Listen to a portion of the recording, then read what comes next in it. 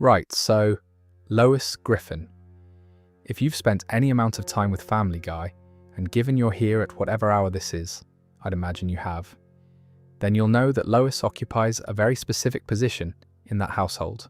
She's the sensible one, the adult, the person standing at the kitchen counter with a slightly pained expression, while the rest of the Griffins make some genuinely baffling decision around her. She manages the schedules, she runs the house, she is in every practical sense the reason that family has not imploded entirely. She's been doing this for over 20 seasons, and she does not get nearly enough credit for it.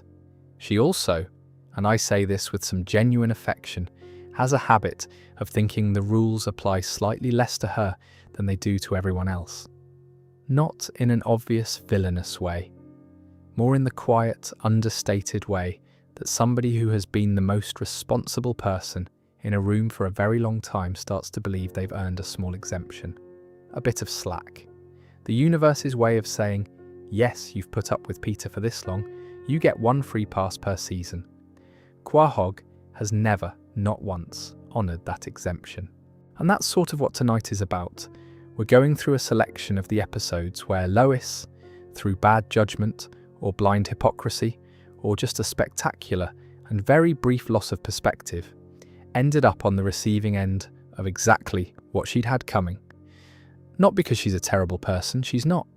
She's actually one of the more functional characters on the show, which, admittedly, is a low bar, but still.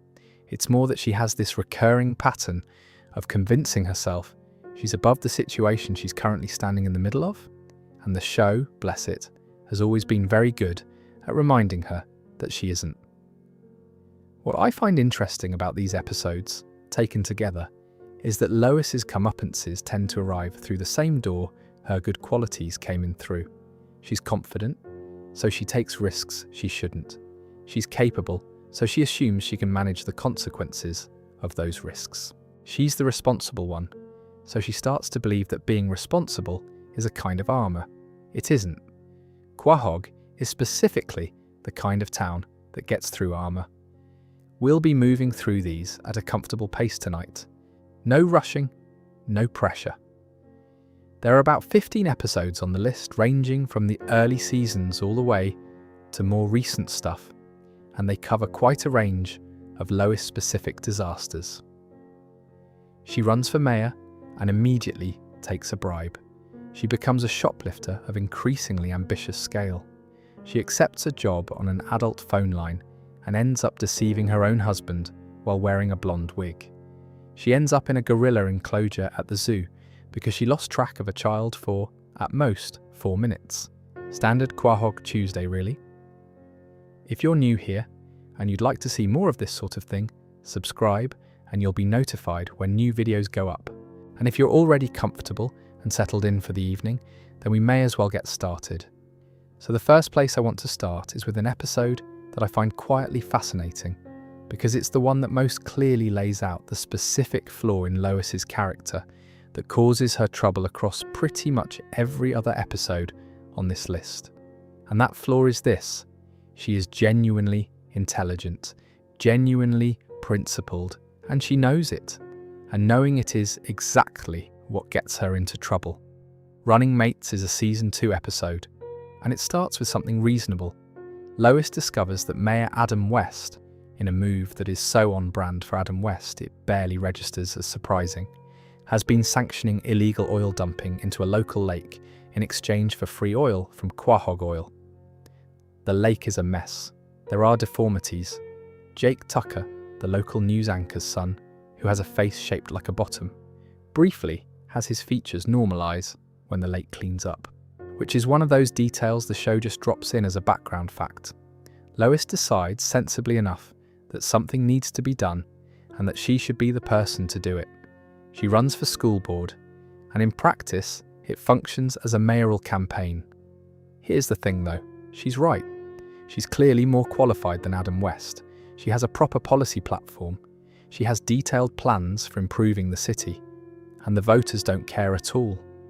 Every time she tries to have a substantive policy conversation, West brushes it off with a non-answer, acts in a patronising manner, and takes the next question. The crowd loves it. Brian watches this for about 5 minutes before delivering one of the show's more incisive observations about democracy, which is that undecided voters are, in his words, the biggest idiots in the country. He suggests she dumb it down. Lois is not immediately on board with this plan, because Lois has the kind of pride in her own intelligence that makes compromising it feel like a personal defeat. But she tries it. She starts using Jesus and terrorists in sentences where they have no business being. She answers policy questions about city infrastructure by saying 9/11. Just the date, nothing else. She wins. Now, and this is the part I find most interesting about this episode. She could have won and then done exactly what she said she was going to do. Clean up the lake, proper governance, prove that she was right to run. And for a little while, that is what happens. The lake starts getting sorted out. The cleanup is going well, there's money in the budget. Then a $600 handbag comes into her orbit, and she embezzles the money to buy it. Just like that. Not a large amount by any measure. Not a particularly beautiful handbag from what I recall. Just a handbag that she decided she wanted, and a pot of money that was technically there. That's the first thing that goes. Then Bob Grossbeard, brilliant name, the president of Quahog Oil, comes to see her. He offers to buy her a $4,300 fur coat if she'll allow Quahog Oil to resume dumping into the lake. And she takes it. The coat is received. The dumping resumes. Jake Tucker's face, which had briefly and inexplicably normalized, goes back to looking the way it does. The lake is ruined again. What gets me about this is the speed of it. From principled candidate to taking bribes is a matter of 1 or 2 scenes. There's no extended internal struggle, no long night of the soul. Someone shows her something expensive, and she folds. To be fair, a $4,300 fur coat is a proper bribe. That's not nothing, but the principle to corruption pipeline in this episode is disturbingly short, and I think that's very much the point. Lois starts this episode with legitimate grievances and legitimate intentions, and the moment she has access to a little bit of power and a little bit of money, she behaves exactly like the people she was campaigning against. She does eventually realise this. She resigns. She gives West his job back, admits that the power corrupted her, and acknowledges that the whole thing was a failure, which is more self-awareness than most politicians manage. So there's that. What makes it a comeuppance, though, is not just that she gets caught, is that she ran this campaign on the back of genuine principle. She was right about the lake, right about West, right about what needed to happen, and she squandered it for a handbag and a fur coat. The universe doesn't care that her initial instincts were good. It only cares what you did with them. The Adam West ending is, as always, chaos. He reclaims the mayor's office, and someone in the crowd quite correctly points out that there's no legal basis for any of this and that reinstating him would require a proper snap election. West produces a gun and shoots that person, then a few others, and no one in Quahog makes any effort to stop him or question his fitness for office. This has no bearing on Lois's story specifically, but it's the kind of background detail that rewards you for paying attention. And there's a small detail that I think gets overlooked in this episode, which is that Lois genuinely cared about the lake and the community when she started. That part was real. The episode isn't saying she was dishonest from the beginning. It's saying that good intentions and bad character can coexist in the same person, and that given the right circumstances, which apparently includes a fur coat, the latter will win. That's the running mate's version of Lois getting what she deserved. Not a dramatic fall, just a quiet, very human failure. Brian's role in this episode is genuinely interesting. He watches the campaign failing, correctly diagnoses why it's failing, and provides the solution. Dumb it down, appeal to the lowest common denominator, trade policy substance for buzzwords. He says this as a criticism of the voters, not as an endorsement of the strategy. But Lois adopts the strategy anyway, and at no point does either of them fully reckon with what they're doing. Brian helps her win a dishonest election. He's not proud of this, but he doesn't refuse either. That dynamic, the cynical advisor who sees clearly but participates anyway, is one the show returns to occasionally, and it's most clear here. Brian knows what the strategy is. He explains it. He watches it work. And when Lois eventually takes the fur coat and lets the lake get ruined, Brian isn't around to say he saw it coming, but the viewer is. I also want to say something about the Jake Tucker detail, because it's one of those specific Family Guy jokes that requires a fair amount of setup and pays off quietly. Jake Tucker has a face that is, in the show's logic, shaped like a bottom. This has been a visual gag for a while. The lake cleanup briefly normalizes his features. When the dumping resumes, they return to their usual configuration. The fact that the show uses a child's inverted face as a physical meter for Quahog's environmental health is the kind of deeply committed visual comedy that you either find brilliant or absolutely baffling, and I find it brilliant. What it also does, functionally, is give the episode a way to show the consequence of Lois's corruption without anyone having to say it out loud. You don't need a speech about what it means that the lake is polluted again. You just see Jake Tucker's face. The episode trusts the audience to connect those two things, and that trust is part of why it works. There's one more thing about the 9/11 strategy that I think deserves a moment. The joke is that Lois answers every substantive policy question with 9/11, just the date, offered as though it were a complete and meaningful response, and the crowd accepts it as exactly that. The episode aired in 2003, not long after the actual event, which makes the political satire sharper and more pointed than it might read now. The show was very much commenting on something real and current about how political discourse was working at that particular moment, which is perhaps more impressive than it gets credit for. Lois didn't invent this strategy. She copied something she observed in actual politics, and it worked for her for the same reasons it worked everywhere else, which is its own quiet indictment, and not entirely of her. So now we go from Lois discovering she can't be trusted with political power, to Lois discovering she can't be trusted in a grocery store, which is arguably a more humbling failure given that the grocery store is supposed to be her domain.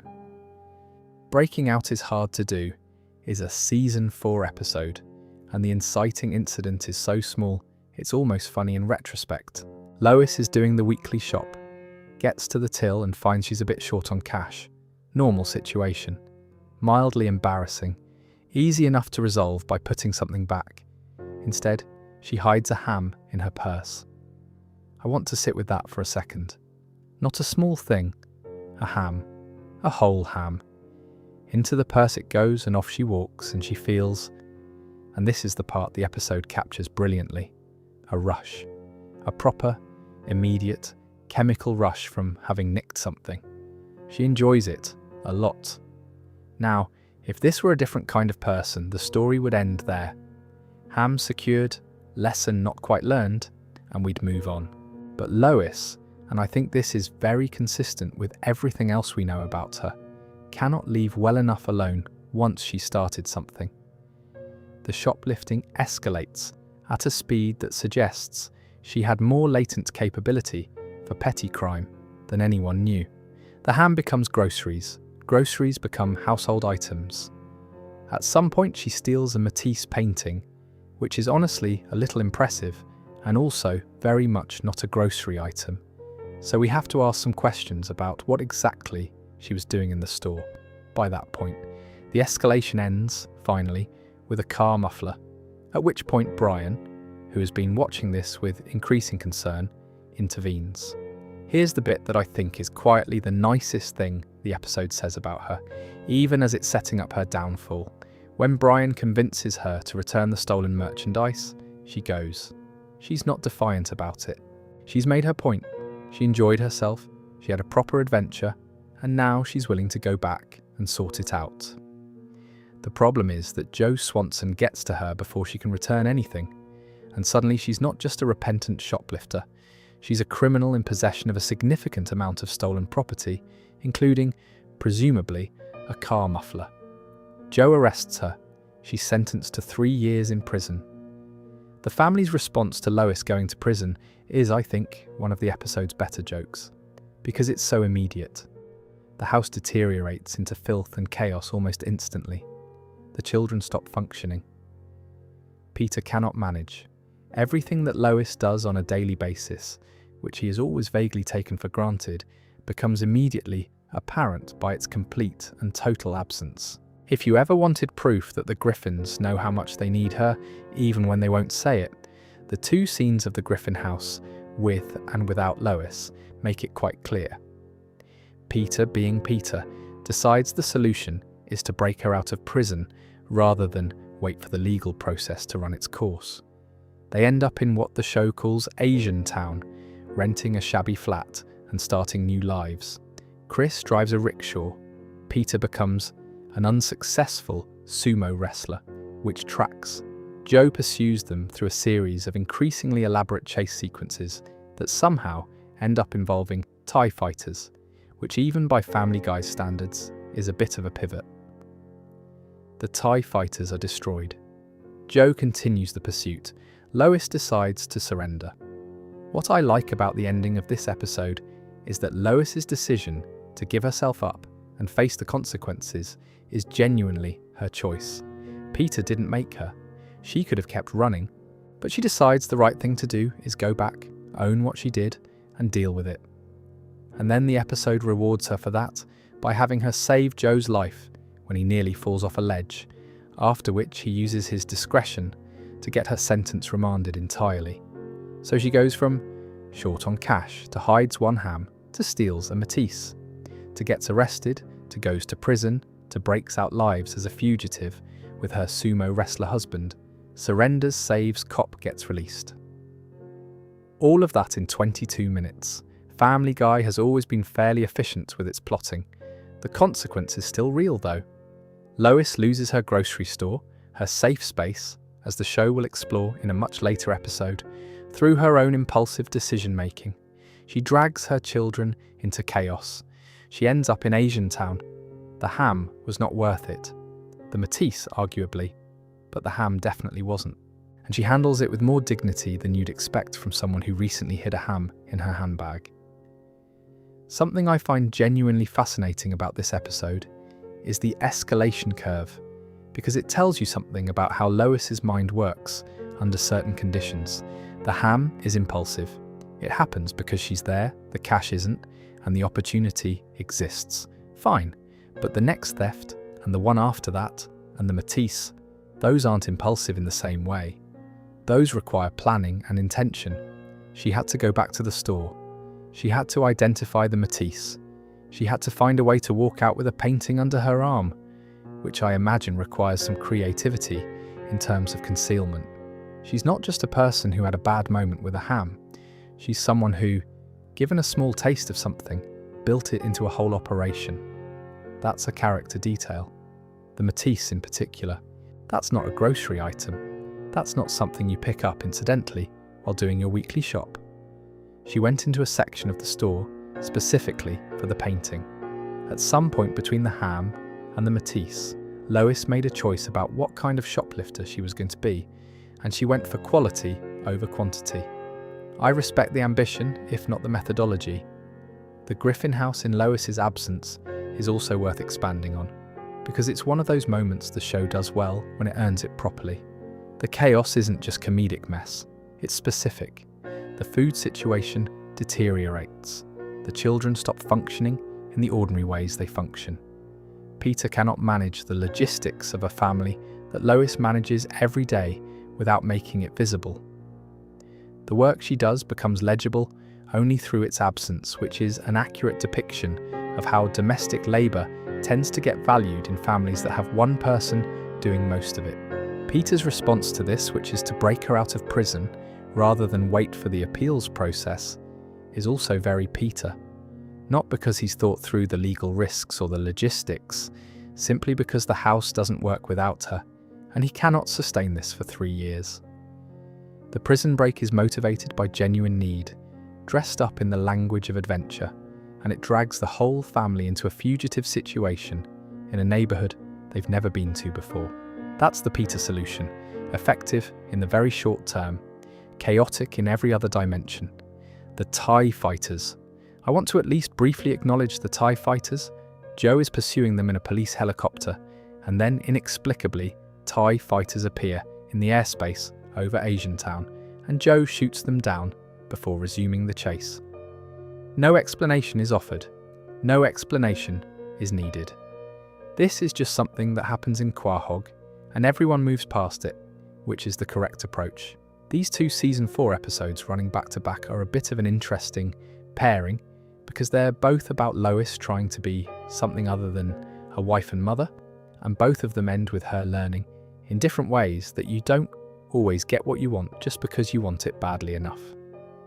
Though the lesson in model misbehaviour is a bit more complicated than the lesson in breaking out is hard to do, because here she earns what she wants legitimately and then throws it away herself, which is its own kind of getting what you deserve. It starts during a visit with her parents. Lois mentions, almost in passing, that she'd always wanted to be a model when she was younger, but that Carter had been against it. This is easy to believe, given everything we know about Carter Pewterschmidt and his views on what Lois should and shouldn't do. Carter has strong opinions about Lois's life, most of which involve her doing what he'd prefer. So the modelling dream got shelved. She married Peter, and that was that. Except she still got it.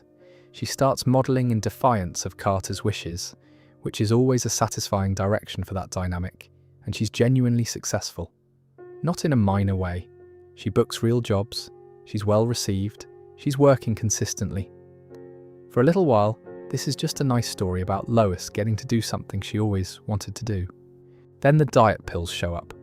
Her agent, a woman called Karen Perotta, which is such a specific name, I always appreciated it, starts her on diet pills, and Lois begins staying out all night, which is not ideal for anyone's domestic situation.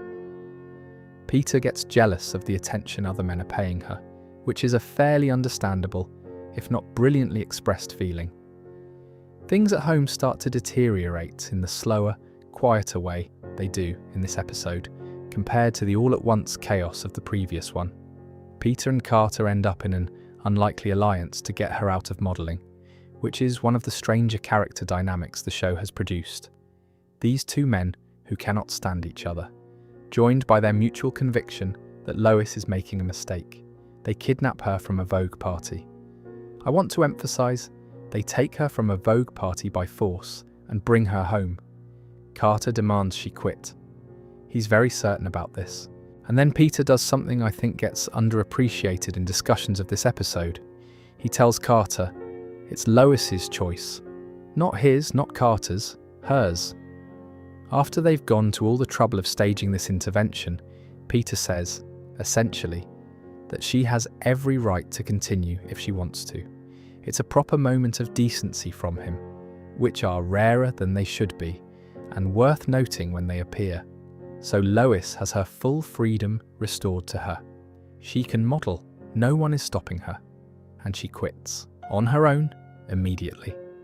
Having been given back the choice, she decides modelling isn't actually what she wants. Or maybe the diet pills and late nights, and Carter's disappointment, and the whole production of it got to be too much once it stopped being an act of defiance and became just a thing she was allowed to do. Sometimes the appeal of something is partly in the doing it against someone's wishes, and when that element disappears, so does some of the desire. The episode ends with Peter and Lois having sex on Carter's back, which is its own category of weird, and which I will not dwell on. What I find interesting about this one as a comeuppance story is that it's less about punishment and more about the quieter version of getting what you deserve, which is getting exactly what you asked for, and finding out it's not quite what you thought. Lois wanted her modelling career. She had it. She was good at it. She gave it up. Whether that's her coming to her senses or the universe gently closing a door that probably should have stayed closed is a matter of interpretation. The diet pills subplot is worth a small mention, because it's the detail that complicates the episode's moral geometry. She wasn't just peacefully enjoying a modelling career, she was also making unhealthy choices to maintain it. The show doesn't lecture about this particularly heavily, which I appreciate. It's just there, a fact, something that was part of the picture. Meanwhile, Stewie runs a pyramid scheme called Cash Cam. Brian works for him despite knowing it's a pyramid scheme, and everything about that subplot is exactly what you'd expect. But that's a different video. I do want to return briefly to Carter's role in this episode, because his arc is interesting in the specific way Carter arcs sometimes are. He's against the modelling from the start. He's against it when Lois is pursuing it, against it while she's successful, against it at the Vogue party. His position is consistent, but the reason for his position is never entirely clear. Is it about protecting Lois, or is it about control? The show doesn't fully commit to an answer, and I think that ambiguity is intentional. Carter Pewterschmidt's relationship with Lois's independence is complicated in a way the show has always been honest about, without always explaining. When Peter overrules him and tells Carter it's Lois's choice, the good Peter moment I mentioned, what's interesting is that Carter doesn't argue. He's overruled by Peter Griffin, a man he has spent most of the series visibly despising, and he lets it go. That's a small concession from Carter that I think often goes unremarked. Lois quitting of her own accord immediately afterward means in a structural sense that Carter got what he wanted without having to fight for it. The modelling ends, he got the outcome, he just didn't get the victory. That distinction matters to Carter a great deal, which is probably why the episode ends the way it ends. And just to circle back to something, this is the second of back-to-back Season 4 episodes on this list, which tells you something about Season 4 as a creative period for the show. The revival season after cancellation clearly had a lot of stored energy about Lois's character specifically. Both of these episodes put her through something significant, and both of them turn on the question of what she's willing to do when the normal boundaries of her life get pushed. Breaking out is hard to do is about impulsive transgression. Model misbehaviour is about intentional transgression in a direction she'd always wanted to go. The show uses them differently, and both of them work. If you've never watched the early revival seasons in sequence, those two episodes make for an interesting pair to consider together. And one more thing about the modelling career, specifically, which is the question of what Karin Perotta, the agent, actually represents. She's not a villain. She's an industry professional who identified a client, gave her standard industry tools, and managed her career in the way agents manage careers. The diet pills are presented as part of the package. That's not unusual in the fashion world, and the show doesn't pretend it is. What's interesting is that Lois accepts them without much resistance, which tells you something about how much she wanted the career to succeed, and how much she was willing to absorb in order to keep it going. The show doesn't belabor this, it's just a detail, but it complicates the episode's emotional weight in a quiet way. Lois was making choices that weren't good for her in pursuit of something she genuinely wanted, and by the time Peter and Carter intervene, the situation is already more complicated than it looked from the outside. That's a more honest portrayal of how these things tend to go than the show gets credit for. Right, so this one is specifically about Lois being hoist on her own petard, which is a phrase that exists specifically for situations like this one. The episode opens at church. The Griffins are attending a service, and Stewie, who has, up to this point, not produced a single recognisable word in front of the general public, for reasons the show has never formally explained, but which seems to have something to do with maintaining a status quo everyone is comfortable with, has exactly one thing on his mind, which is the cookie. The Chips Ahoy cookie that is distributed at coffee hour after the service, the one small thing he is looking forward to, the reward for having sat through the whole proceedings without incident. The priest announces that, in honour of Lent, there will be no Chips Ahoy today. Stewie's response to this is his first publicly recognisable word, and he goes straight for the top. Not a mild expletive, not something that could be misheard. The proper one, in full, loud enough for the congregation. The milestone, which under different circumstances might have been a cause for celebration, is delivered in anger in a church because someone took his cookie away. I mean, the show has been building toward this child saying his first word for the entire time it's been on. And when it happens, it's because he didn't get a biscuit. There's something almost poetic about that. Lois is mortified. The family's asked to leave. And Lois becomes convinced, in the way that Lois does when something embarrassing happens, that someone in the family must have taught Stewie the word. She cannot accept that it came from nowhere. There has to be a source. She sets a trap, some kind of setup designed to lure whoever taught him the word into revealing themselves. While she's running her investigation, the fallout from the church incident starts affecting daily life. The neighbours give the family a wide berth. Bonnie makes a comment about Stewie's influence on her children. And here's the detail that always gets me. Lois gets banned from the grocery store. Her grocery store. The place she goes, the place she's been going for years, is now off limits because the management has seen the footage from church and decided they'd rather not. Losing the grocery store is a specific kind of loss for Lois, and the show, even in passing, treats it with the right amount of weight. Anyway, the trap. It gets set. Various family members are observed, and then surveillance footage turns up of someone cursing and crying in a supermarket car park. It's Lois, standing in a car park alone, absolutely losing it at the top of her voice in what appears to be a private moment of stress management. The very specific word she was convinced someone had taught Stewie came from her. She's been doing this, apparently, on her own time when it gets too much, and Stewie, who hears everything, absorbed it. I love this reveal, not because it's mean to Lois, it isn't really, but because it's honest. She's the responsible one, the sensible one, the adult, and she also stands in a car park sometimes and shouts expletives because the job is genuinely hard. That's human. That's fine.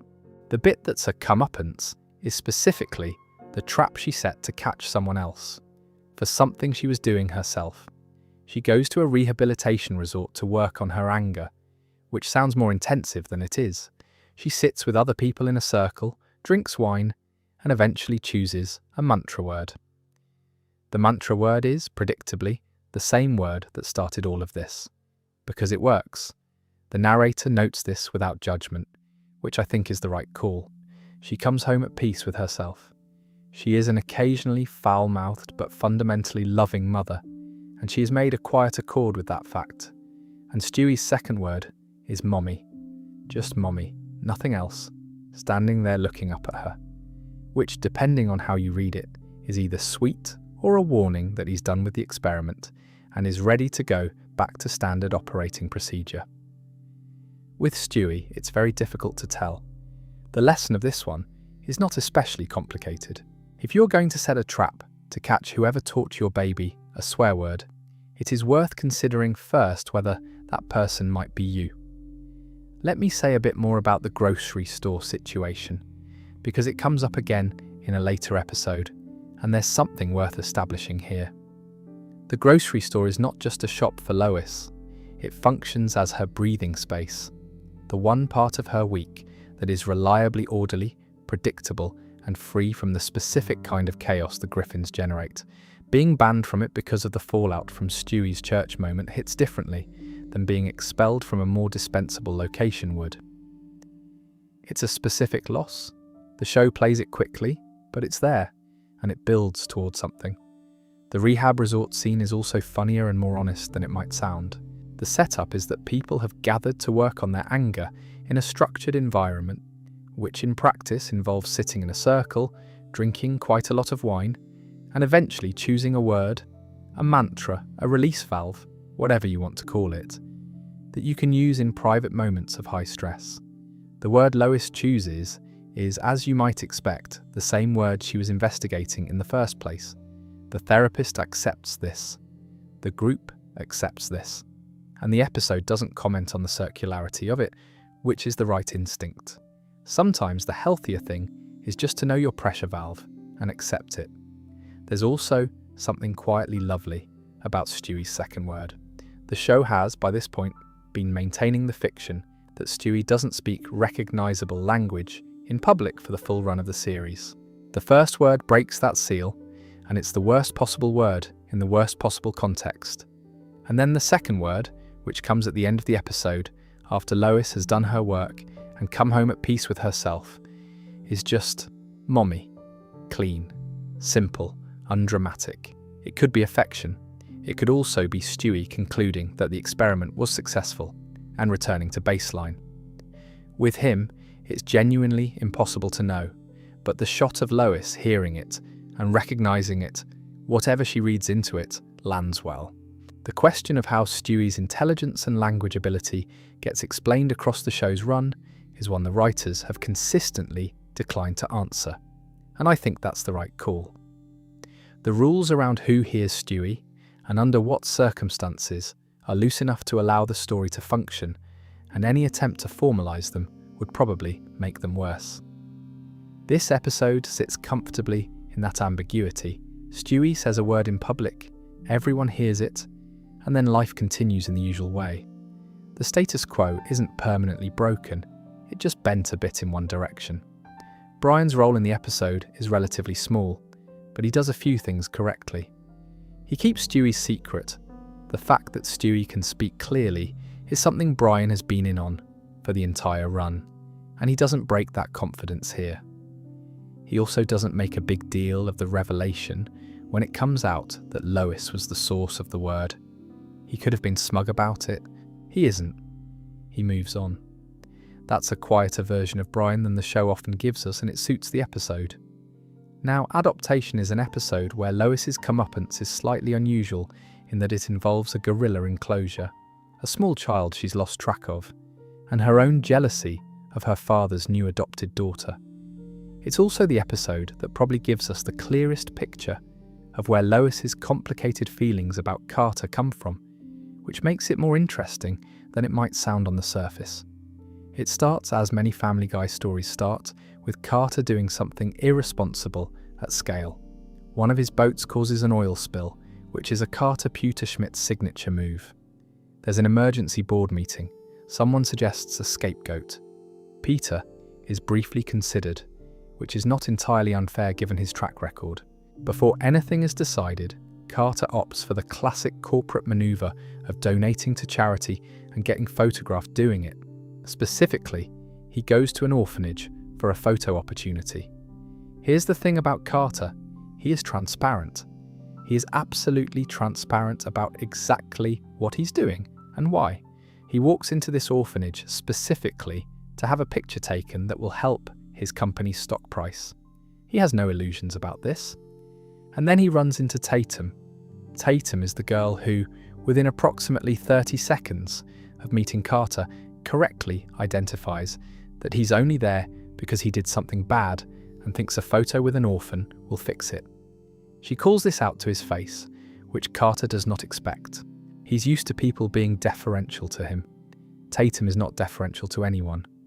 Carter, apparently charmed by someone who treats him the way he deserves to be treated, buys her candy and ends up in a surprisingly genuine conversation about her parents and how she ended up at the orphanage. One thing leads to another, and Carter adopts Tatum. Now.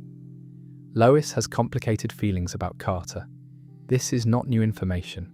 Carter was not an attentive father. He didn't do the things fathers do with daughters. The painting nails, the zoo trips, the normal stuff. Lois has known this for her entire life, and has, on some level, made peace with it. Or thought she had. Watching Carter do all of those things with Tatum makes the piece fall apart immediately. There's a scene where Carter and Tatum are painting each other's nails, and Lois is standing in the doorway, watching them. And it's played for comedy, but it's also just a bit sad in the specific way that family dynamics can be sad. He never did this with her. He is doing it now with someone he's known for a week.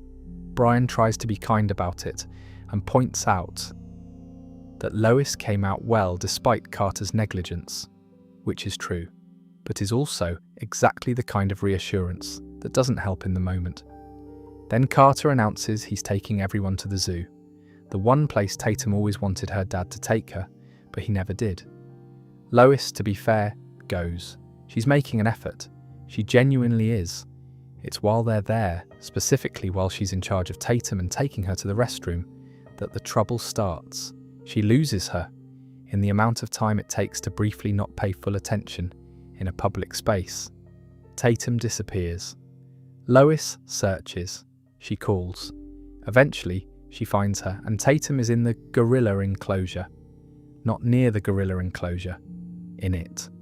Peter, who in a crisis can be surprisingly useful when it involves lateral thinking, suggests Lois go in and tell the gorillas about her dream. Not a specific dream, just any dream. His reasoning is that it's all about tone and body language, and the gorillas will understand she doesn't want to be there. This is not based on any scientific evidence, it works anyway. Lois tells the gorillas about a dream. The gorillas are apparently familiar with the social contract of politely listening to someone's dream, even when they'd rather not, and Tatum is recovered safely. And then Carter says something that recontextualizes the whole episode. He explains that the reason he was trying so hard with Tatum was because he had failed with Lois, and he didn't want to make the same mistake. He knew he'd been a terrible father to her. He's been trying belatedly to do it right. This is the most human Carter has ever been in the show's run, and it changes what the episode means. Lois's jealousy was real and valid, but the thing she was jealous of was, in part, Carter's attempt to apologize to her through someone else. It doesn't make up for anything. It doesn't give Lois back the zoo trips and the painted nails. But it's something. The gorilla enclosure was her comeuppance. She was jealous and distracted, and she lost the child she was responsible for. That's fairly direct cause and effect. But the show doesn't leave it just as punishment. It gives her something at the end that's harder to categorize. A father who's sorry too late, in the wrong way. Which is unfortunately how most of those apologies arrive. I want to linger on the zoo sequence a bit, because it's one of the more memorable, physical, comedy set pieces in a late season Family Guy episode, and it earns the emotional beat that follows it. Lois is in the gorilla enclosure. The gorillas are there. Peter from outside shouts his advice about telling them about a dream. Now on its face, this is absurd. It is absolutely absurd, but the show commits to it with a sincerity that makes it work. Lois straightens herself up, takes a breath, and begins describing a dream. The dream is banal. It is the kind of dream where familiar locations appear in slightly wrong configurations. Your house, in your dream, was like your house but slightly different. That's crazy. The gorillas are riveted. There's a version of this joke where the gorillas immediately attack, and the whole thing goes badly. The episode chooses not to do that. The gorillas listen. They understand, on some level, the social contract of sitting through someone's dream, even when you'd prefer not to. Peter was right. This is entirely in character for Peter. He frequently has instincts that work through a kind of lateral reasoning nobody else would follow, and occasionally those instincts are correct. This is one of those occasions. Tatum's rescue is handled cleanly, and the episode moves efficiently to its emotional conclusion. Carter's admission that he was trying to do for Tatum what he failed to do for Lois, to prove to himself he could do it right, is delivered without much ceremony. Seth MacFarlane voices Carter with a gruffness that rarely gives way to anything softer, so the moments when it does carry more weight than they might in a different performance. This is one of those moments. The episode doesn't resolve the underlying issue, which is that Carter was absent when Lois needed him, and nothing he does with Tatum changes that. Lois doesn't get her childhood back. She doesn't get the zoo trip. She gets an explanation, and perhaps a slightly different understanding of why the neglect happened. Not indifference, but some combination of self-protective distance and genuine uncertainty about how to be a father. That's not forgiveness, it's just information. Brian's reassurance that Lois came out well despite Carter's negligence is true, and also somewhat beside the point. Because coming out well doesn't mean the cost wasn't real. Lois didn't lack for intelligence or capability or the resources to build a life. What she lacked was her father's attention, and no amount of coming out well retroactively supplies that. Brian means well. He usually does. It just doesn't quite land in the way he intends. Tatum, for what it's worth, is one of the more sharply written one-episode characters the show has produced in its later seasons. She's small, she's been through something genuinely hard, and she has no tolerance for people doing the wrong thing for the right reasons. Her reading of Carter on first meeting him, that he's only there because he did something bad, is accurate and delivered without hesitation. She's not wrong about him. She's not wrong about most things in the episode. And I'm Joyce Kinney as the episode where Lois makes a decision so immediately recognisable as a mistake that it's almost impressive she doesn't catch it in time. The decision is telling your deepest secret to a news anchor you have known for 2 days. Let me walk through this properly, because the setup matters. Lois runs into Joyce Kinney, Quahog's new news anchor, while out shopping. She's a fan. Joyce seems warm and friendly and professional, and Joyce invites Lois to visit the station, which she does. They get along well. Then there's a drink, and then another drink, and somewhere in the loosening up phase of the evening, Joyce asks Lois if she has any good stories from when she was young. Lois mentions the adult film. She appeared in a pornographic movie in the early 1980s while she was in college. Nobody knows about this. Not Peter, not the children, not anyone in Quahog. It's the kind of information that has been kept sealed for decades, not because it's necessarily shameful, in any absolute sense, but because it is deeply personal and was never anybody else's business. Lois tells a news reporter. I don't say this to be harsh about it. People trust people over drinks. It happens. The drink loosens things that should probably stay tightened, and Joyce seemed kind. She seemed like someone who could be trusted with something personal. Lois made a reasonable human error. Joyce airs it on the news. The story, Lois Griffin, longtime Quahog resident, appeared in a pornographic film in the 1980s, makes the Quahog nightly news. The segment is introduced with what appears to be full sincerity and a complete absence of the kind of editorial judgment that would lead most journalists to think, perhaps this isn't news. It is news now. Peter finds out from the broadcast. The town finds out from the broadcast. Lois confronts Joyce. And here is where the episode stops being a simple story about misplaced trust and becomes something more interesting, because Joyce has a reason. They went to high school together.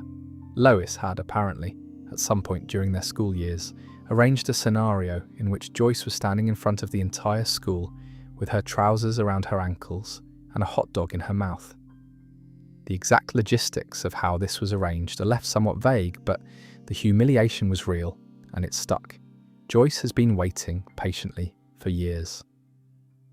This reframes everything. Lois isn't an innocent victim of a duplicitous journalist. She's the reason the journalist became duplicitous in the first place. The trust she extended to Joyce, the warmth she felt toward her, the confidence she placed in her, all of that was received by someone who'd been on the other end of Lois's cruelty when they were teenagers, and who had not forgotten. The town's response is not moderate. Lois is called things in the street. She's asked to leave a church service. The congregation that is meant to specialise in forgiveness has, in practice, very little of it available for Lois this week. Brian's advice, own it, take the power away from it, don't apologise for something you did years ago, is the most useful thing anyone says to her, and she follows it. She screens the film for the congregation. The whole thing, in church, standing there while it plays, refusing to be ashamed of it. The priest's response is quietly incredible, and I won't repeat it, but it's very much in the spirit of what you'd expect from a priest in Quahog. The congregation, satisfied that Lois has owned her past rather than been destroyed by it, restores her goodwill immediately. Joyce is furious. There's something satisfying about how the episode resolves, because Lois doesn't just survive it, she turns it into something. The thing Joyce tried to use against her becomes the thing Lois uses to establish herself as someone who can take accountability without being broken by it. That's a reasonable outcome. But the comeuppance is still real. She told a news anchor a secret. The news anchor told everyone. And the reason the news anchor did it was because of something Lois did herself, years earlier. The whole chain runs through her. Getting your deepest secret aired on the local news because of karma from high school is a fairly specific kind of getting what you deserve. The high school incident Joyce describes deserves a moment. We don't get a lot of detail. Pants around ankles, hot dog in mouth in front of the whole school. Whatever the exact mechanics of how Lois arranged that humiliation, it was deliberate enough and witnessed enough to leave a mark that Joyce carried for decades. That's not a small thing. That's the kind of incident that reshapes how someone thinks about themselves and about the people who did it to them. What's interesting is that Lois doesn't initially remember Joyce. She has to be reminded.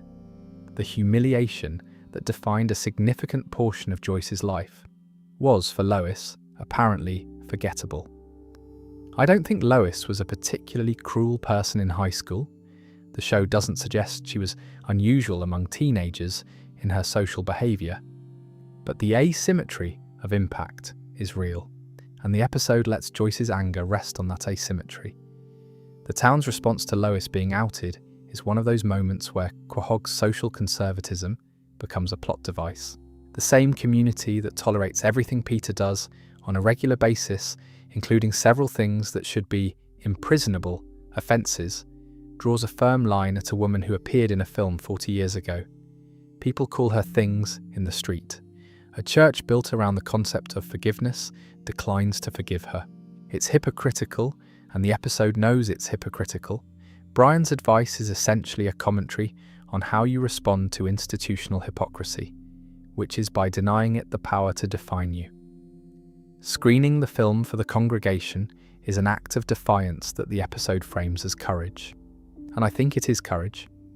It's also very clearly the most efficient path to getting the town back on side, which means it's partly strategic.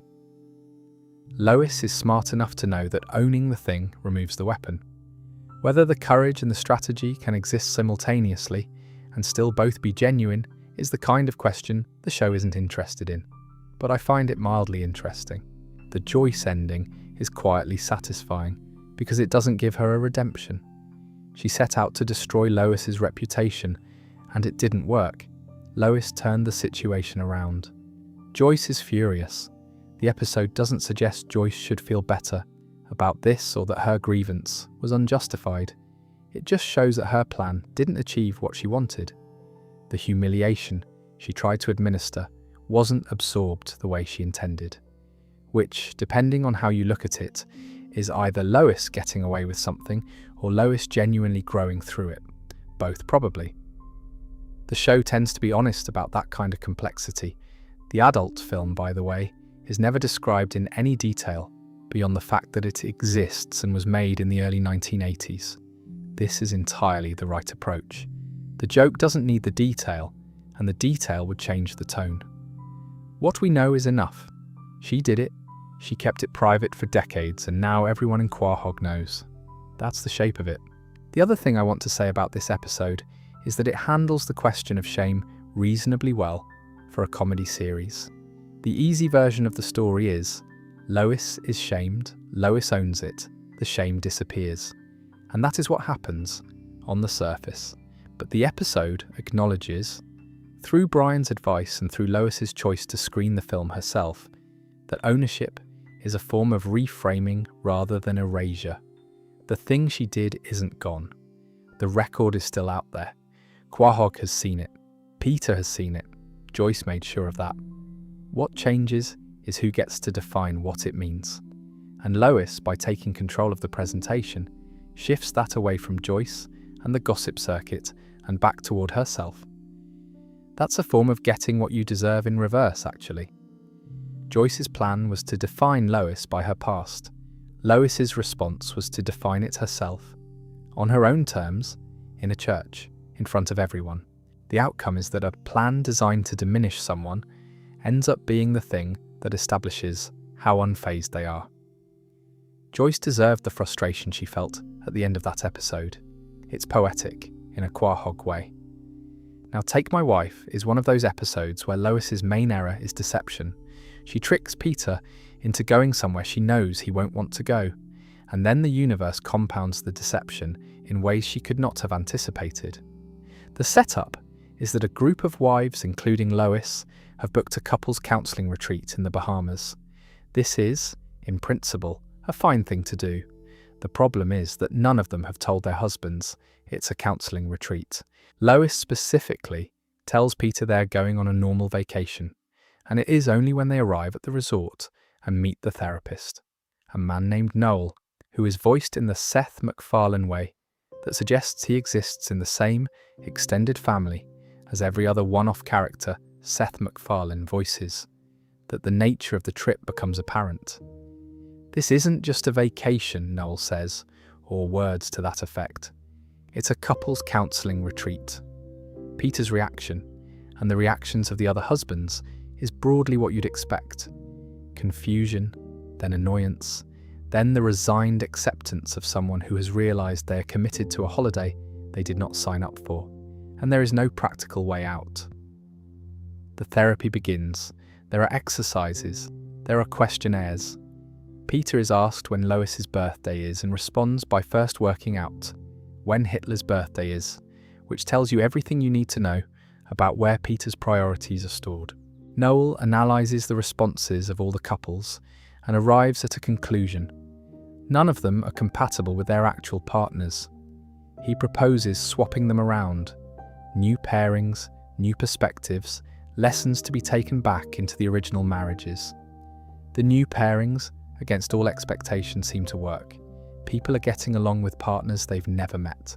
Quagmire is involved with someone and is doing what Quagmire does, except now with the framing of a legitimate therapeutic exercise, which does not change the behaviour, but does give it a context it didn't have before.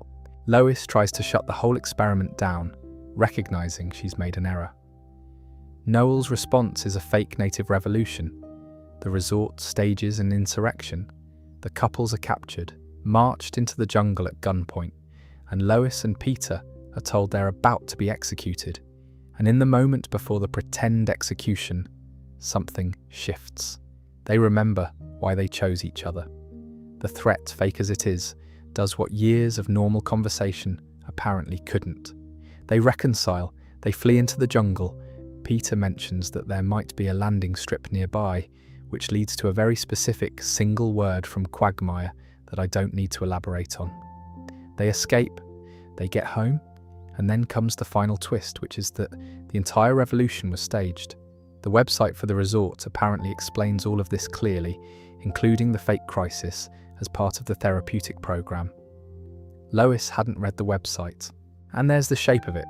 She built a deception to fix her marriage.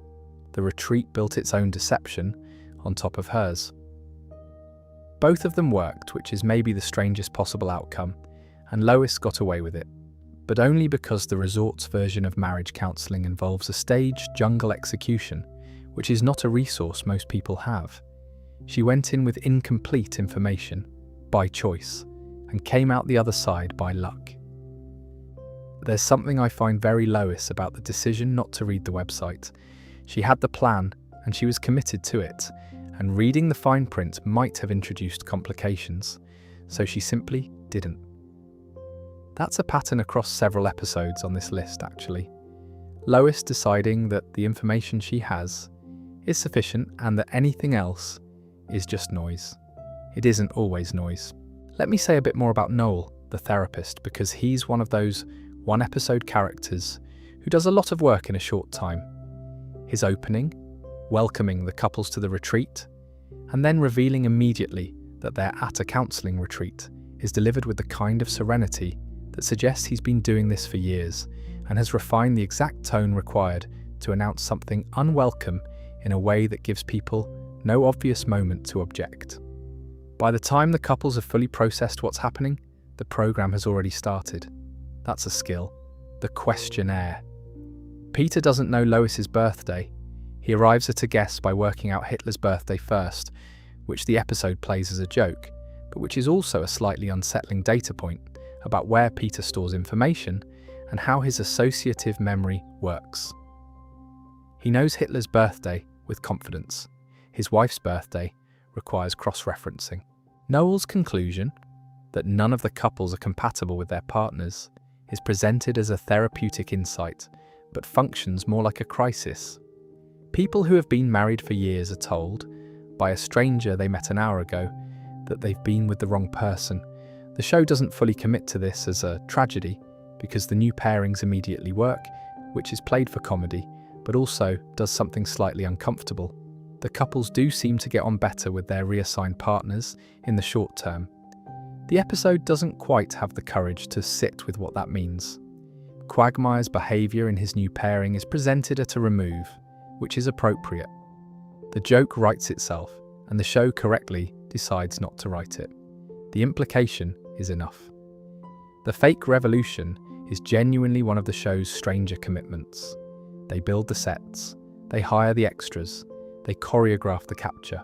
The whole production is staged specifically to create the conditions under which couples will remember why they love each other, which in the retreat's methodology apparently requires simulated mortal peril.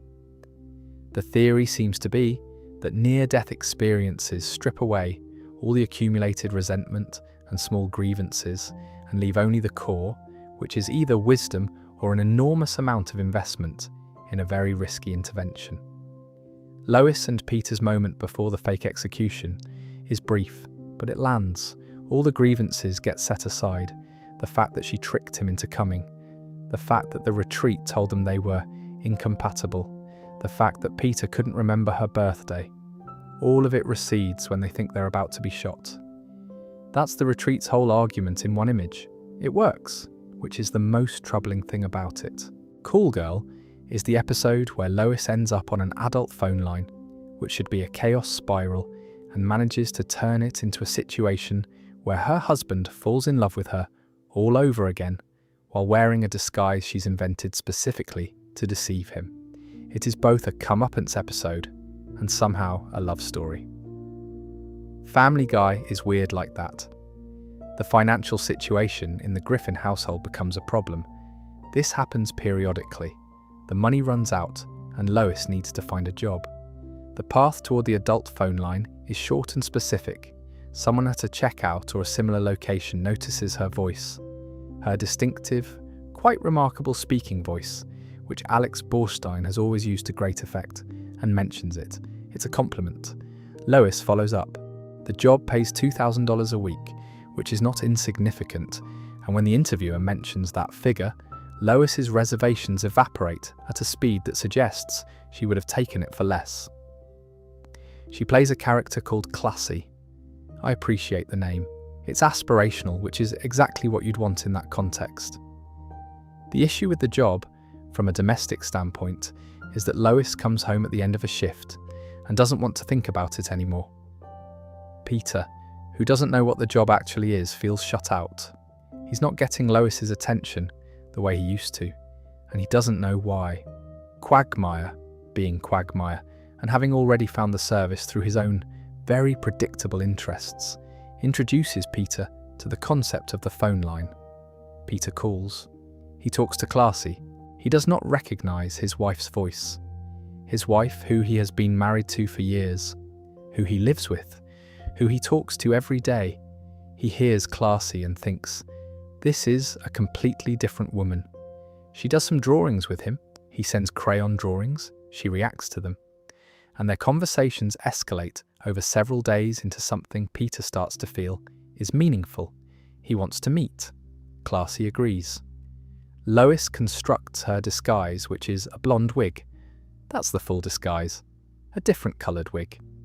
It works on Peter the way a pair of glasses works on everyone who meets Clark Kent, which is to say, completely and immediately. He meets Classy, he finds her beautiful, and they end up sleeping together. Lois then reveals who she is. Peter's response is understandably a mixture of things. There's the confusion of having just slept with someone who turned out to be his wife, while thinking she was a stranger. There's some anger about the lying and about the phone line job she kept from him.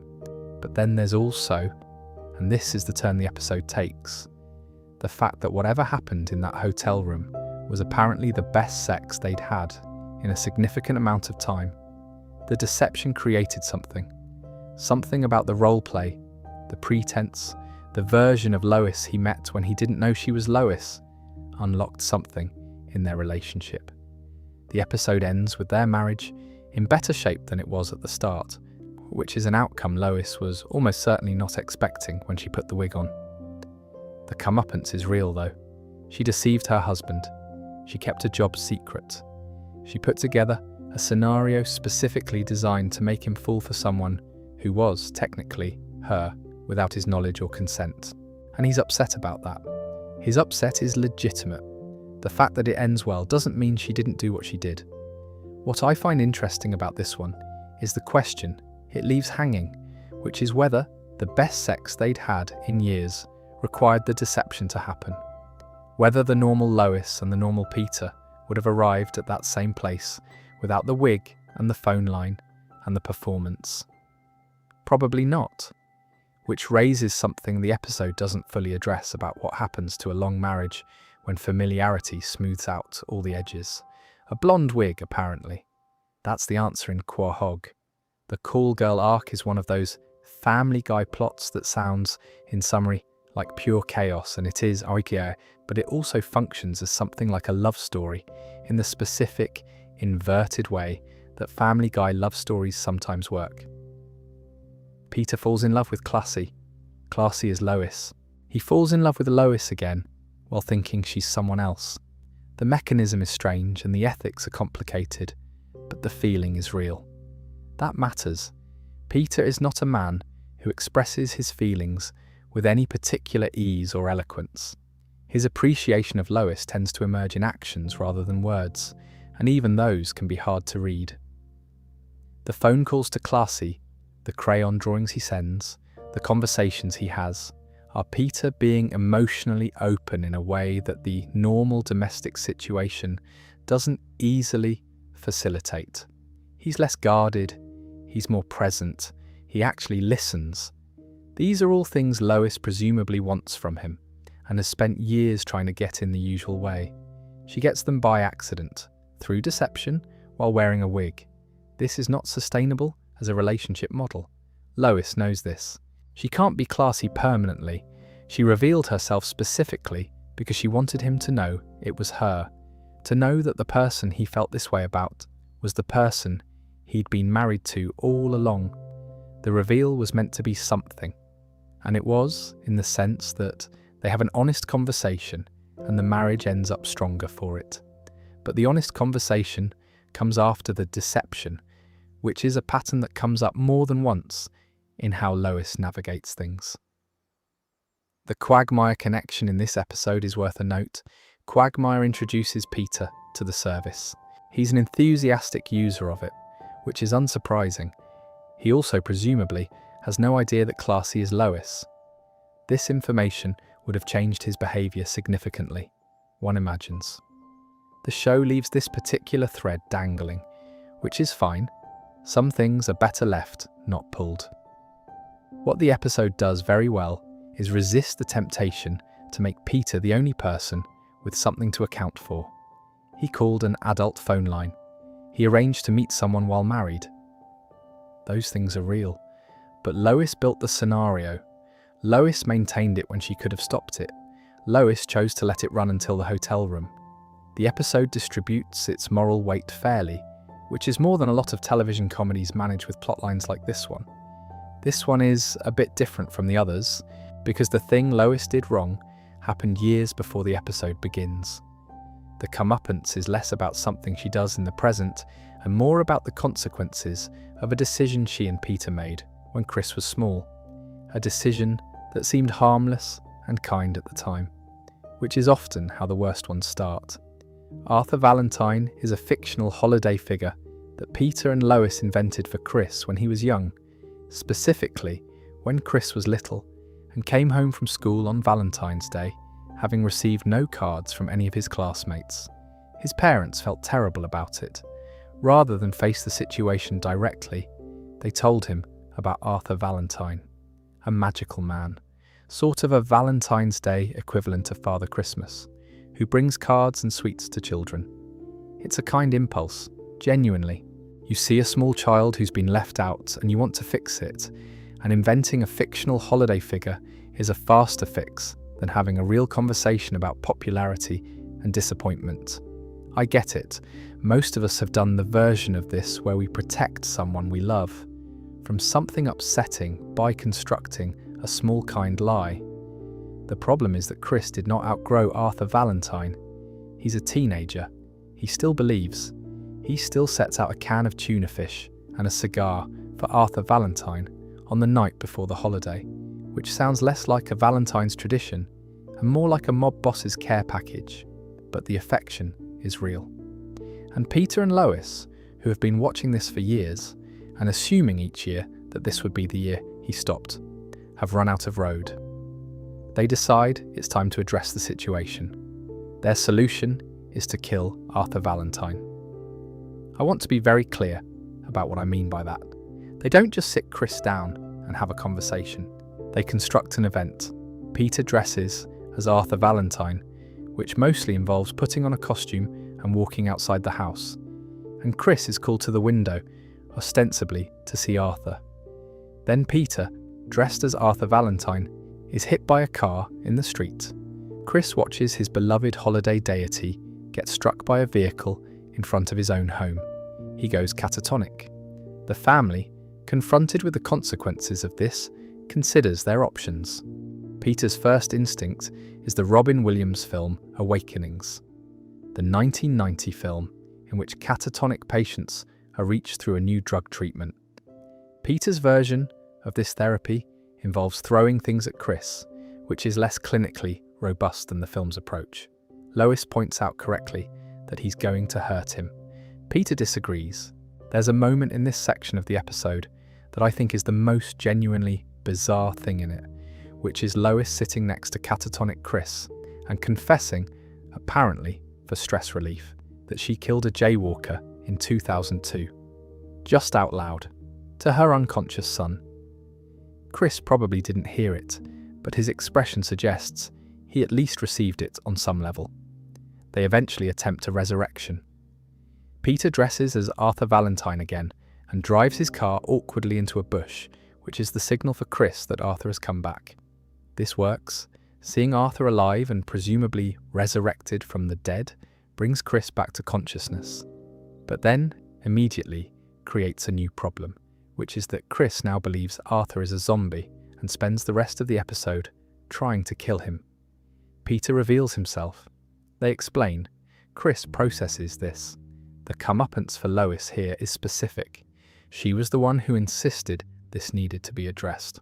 She approved the plan of staging Arthur's death rather than having a direct conversation with her son.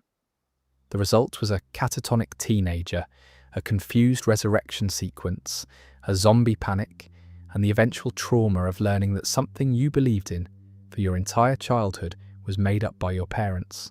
None of this would have happened if they'd just talked to him. There's a version of this where they have a gentle conversation, Chris is sad for an afternoon, and then everyone moves on. That's the version that doesn't require a fake car accident. Lois chose the other version, and the episode made her live in it. The awakening sequence is worth dwelling on briefly because it captures something true about how Peter operates. He has seen the film. He has extracted from it a method. Throw things at the patient, and they will respond. This is not what the film actually depicts, and anyone who has seen Awakenings would tell you this. Peter has not noticed. The film, in his reading, is about throwing things at unconscious people and having it work. He is committed to this method. What I find interesting is that Lois protests but doesn't stop him. She says he's going to hurt Chris. Peter continues. She watches. This is a dynamic that appears across many episodes.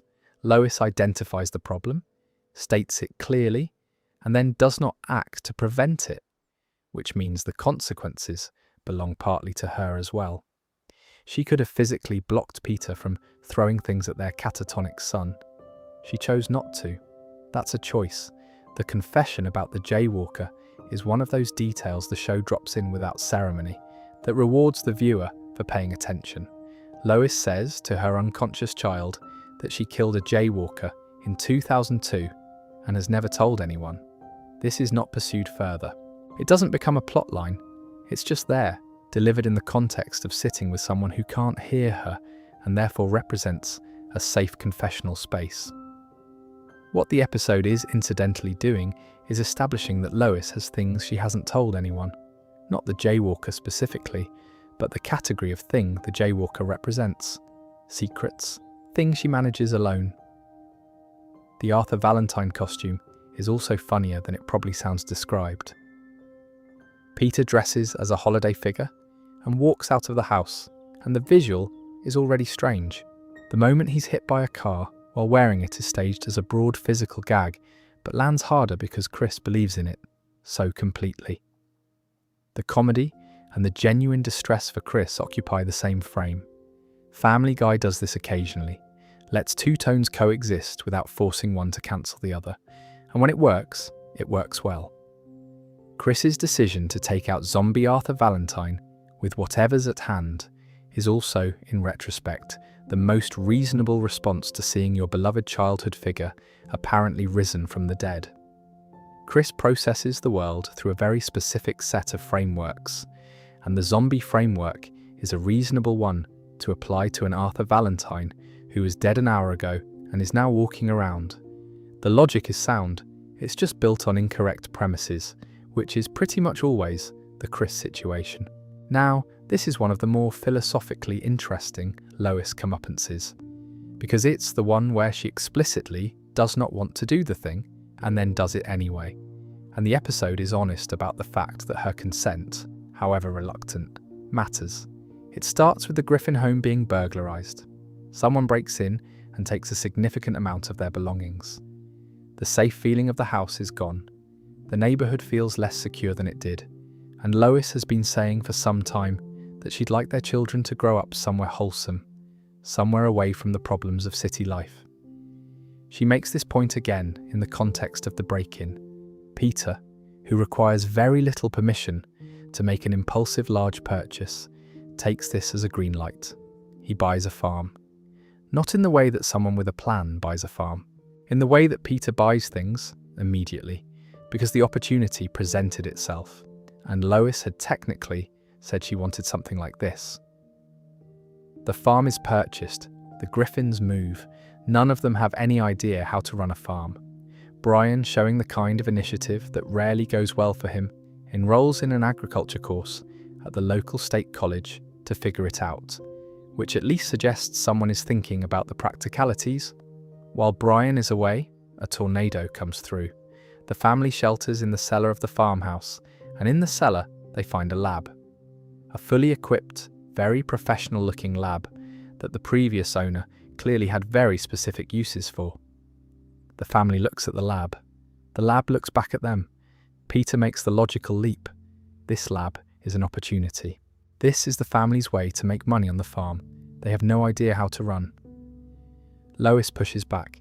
She knows exactly what this is and what it would mean. She says they should call the police. And then she says, "All right, Peter, we can make one." And that's it. And only because I don't see any other way out of this. That sentence is doing a lot of work. We can make one. One batch of methamphetamine, in a hidden lab, in the cellar of a farm you impulsively bought because your house got robbed. As plans for improving your family's situation go, this one has some holes. Meth floods Quahog, not in a small way.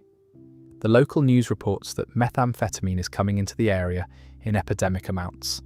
The town the Griffins left because it was becoming unsafe is now unsafe in part because of them. Brian returns from agricultural college and finds the situation has escalated significantly beyond what you'd expect from a normal farm setup. Lois, to her credit, acknowledges it clearly. She left Quahog because of the crime problem and has become part of the crime problem. She says this out loud. There's no deflection. The farm burns eventually, along with any pretense that this was ever going to be a wholesome rural life. The comeuppance here is unusually direct, because the thing she agreed to, reluctantly, under pressure, with caveats, is the thing that caused the problem. Just one batch is never just one batch. Lois knows this. She agreed anyway. and then a whole town's worth of people suffered the consequences. I think about the phrase, "I don't see any other way out of this," a lot in the context of this episode. It's the thing people say when they've decided to do something they know is wrong, but need a framing that makes it feel unavoidable. There were other ways out. She could have called the police, as she initially suggested. She could have not made the meth. The other way out was always there. She just didn't want to see it. The farm purchase itself is worth a moment, because it's such a Peter move, and Lois knows it's such a Peter move, and she goes along with it anyway. They've just been burgled. Lois says she wants the children to grow up somewhere wholesome. Peter disappears briefly and returns having impulsively purchased an entire farm. This is not what she meant. This is not what anyone means when they say they want their children to grow up in a wholesome environment. But it's what Peter heard, and it's what Peter acted on. And at some point, Lois has been married to him long enough to know that one comment can become a farm. She goes with it. That's her first concession in this episode. Not the meth lab, the farm. The tornado sequence, which moves the story from struggling farm to underground laboratory, is Family Guy doing plot mechanics efficiently. The Griffins need to find the lab, and they need a reason to be in the cellar. So there's a tornado. The tornado does its job and leaves. Below is the lab. The lab changes everything. There's a specific kind of silence that the episode creates in the moment after they find it. The family looks at what's there. Everyone understands what it is and what it means. And then Peter starts doing the math out loud. This is the family's opportunity. This is how they make the farm work. And the logic, as Peter's logic always does, is both completely wrong and completely consistent. This is indeed a potential revenue source. It is also meth. Lois's just this once framing is doing the same work that just this once always does in these situations, which is providing a permission structure that has no actual structural integrity. There is no such thing as one batch. Everyone in a narrative involving a meth lab knows this. Lois knows this. The show knows this. The joke is that she says it anyway, and the show simply allows it to be true that one comment becomes a whole quahog drug supply. Brian's return is one of those moments where the show uses Brian's function as the resident reality checker well. He has been away at agricultural college, learning legitimate things about farming, presumably planning to return and help the family run their wholesome rural property. He finds the family cooking meth and the local news running segments about an epidemic. His expression says everything a speech would say, and the show wisely doesn't give him a speech. The farm burning is an ending that makes structural sense. The farm was never a realistic plan. The lab was never a one-batch situation.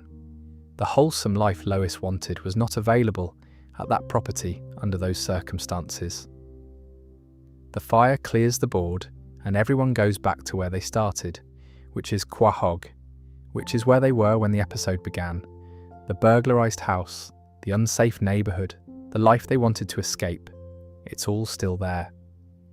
They just took a detour through methamphetamine production to confirm that the grass wasn't particularly greener.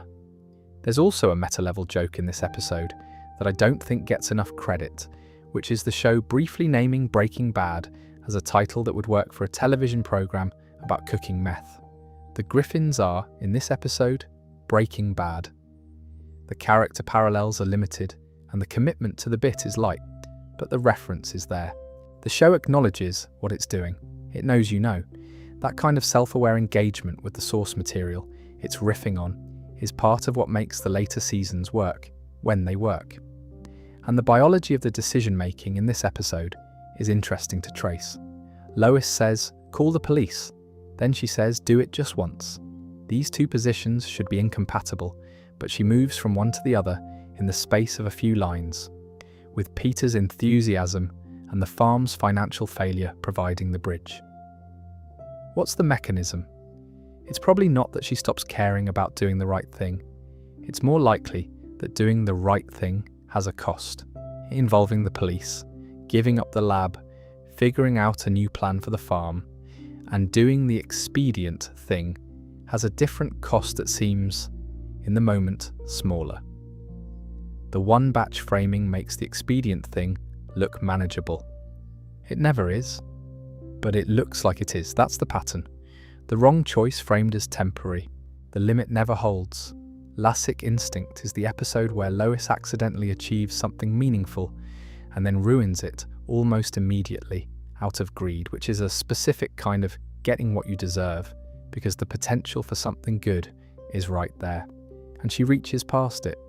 It starts with an accident. Lois is dropping Stewie at preschool, briefly doesn't see properly, and hits a small child named Doug with her car.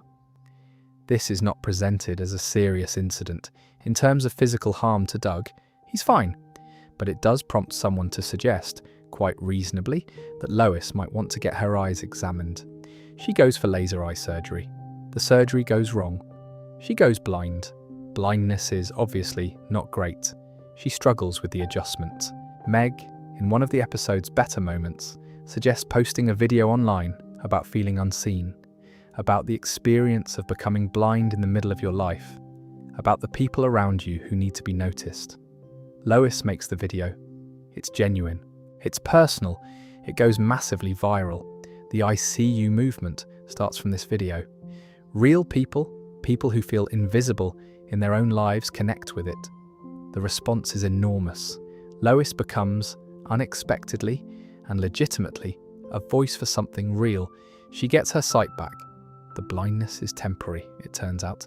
And this is the moment where the episode takes its turn, because at exactly the point where the story could have become about gratitude and re-evaluation, Lois decides that keeping the story going is more valuable than telling the truth. She continues pretending to be blind. She signs deals. She does appearances. She grows the brand. Meg, who was genuinely moved by what the original video meant to people, and who suggested the whole thing in the first place, calls her out on it. Lois is not particularly moved by being called out. The money is good. The daytime talk show is the end of it. She goes on. There's a big check. Reese Witherspoon is there. And Lois, who has been maintaining her blindness for long enough that you'd think she'd have systems in place, immediately blows her cover by recognizing Reese Witherspoon. She says her name. Loudly. On camera. That's the whole carefully constructed deception, undone in about 4 seconds by celebrity recognition. The legal aftermath is, characteristically, for Family Guy, handled through a daytime court TV show, and the sentence she receives involves paying back her roommate for dog food, which is oddly specific, and I'm not entirely sure of the legal reasoning behind it. The important thing is that the reckoning arrives. What I find sad about this one, and I don't use that word often in the context of this list, is what was sacrificed. The original I See You video was real. It came from genuine experience, and it connected with people who needed it. Lois could have taken that and done something with it that didn't require lying. Instead, she monetized the lie until the lie collapsed and took the real thing down with it. That's more lost than the episode explicitly acknowledges. Meg's role here is interesting because she doesn't often get to be the moral center of an episode. The role usually goes to Brian or occasionally Peter in his clearer moments. Here Meg is completely right from start to finish, and the episode gives her that without immediately undermining it. Small win. The episode is doing something more interesting than a standard person fakes a disability for attention story, and it's this.